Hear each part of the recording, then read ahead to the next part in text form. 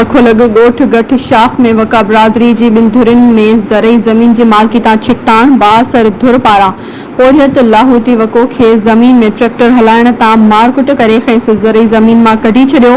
पोरियत लाहौती वको पारां मथनि mobile phone ऐं पैसा फुर करण जो इल्ज़ाम जॾहिं त वॻण थाणे ते जवाबदारनि ख़िलाफ़ फ़रियाद दाख़िल हुअण बावजूदि संदसि ख़िलाफ़ कार्रवाई न थियण ते फ़रियादी धुर जो कंबर वॻण रोड ते खट ते क़ुरान पाक रखी वॻण पुलिस ऐं बासर ख़िलाफ़ इंसाफ़ ॾियण लाइ बच्चन समेत एहतिजाजी मुज़ाहिरो करे इंसाफ़ लाइ नारेबाज़ी ट्रैफ़िक मुअत्तल।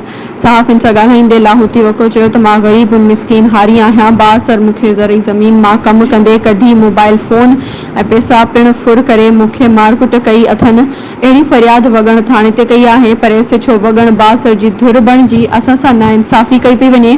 IG Sindh DIG Larkana SSP कंबर शिदात कोर्ट नोटिस वठे असां सां इंसाफ़ कयो वञे। 3 कलाकनि बाद मुसाफ़िरनि जे मिंथुनि बाद धरणो ख़त्म कयो वियो।